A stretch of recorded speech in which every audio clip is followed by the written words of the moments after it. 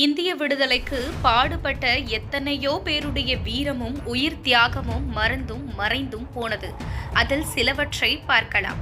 வட இந்தியாவில் படையெடுத்து சில பகுதிகளை வென்ற அலெக்சாண்டர் தான் இந்திய மண்ணில் கால் பதித்த முதல் அயல்நாட்டு மன்னன். வியாபாரம் செய்ய வந்தவர்களில் முதலில் போர்ச்சுகீசியர்கள் தான் கோவாவில் முகாமிட்டனர். இரண்டாவதாக வந்த டேனிஷ்காரர்கள் தரங்கம்பாடியில் கோட்டை கட்டி குடியேறினர். மூன்றாவதாக இந்தியா வந்த பிரெஞ்சுக்காரர்கள் புதுவையிலும் காரைக்காலிலும் கால் பதித்தனர். நான்காவதாக வந்த பிரிட்டிஷ்காரர்கள் செயின்ட் ஜார்ஜ் கோட்டை உள்ள இடத்தை விலைக்கு வாங்கி கோட்டை கொத்தளங்களை கட்டி குடியேறினர். ஆட்டுத்தோல் வியாபாரம் செய்ய வந்தவர்கள் மன்னர்களிடம் கழகம் மூட்டி நாட்டையே அடிமைப்படுத்தினர். இந்தியாவின் முதல் விடுதலை முழக்க வீரனும் களத்தில் ஆங்கிலேயர்களை தோற்கடித்த முதல் இந்தியனும் புலித்தேவனே ஆவார்.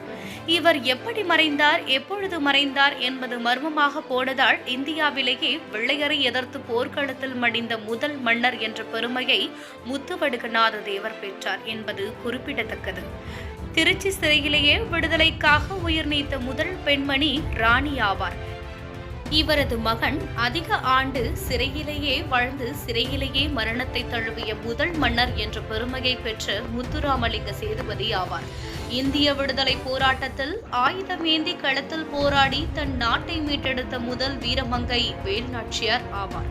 இப்படி எத்தனையோ வீரர்களின் உயிர்களும் உடைமைகளும் நாடும் வாழ்க்கை தியாகங்களும் நம் நாட்டின் விடுதலைக்கு பின்னால் மக்களால் மறக்கப்பட்டும் மறைக்கப்பட்டும் புதைந்து கிடக்கின்றன என்பது குறிப்பிடத்தக்கது.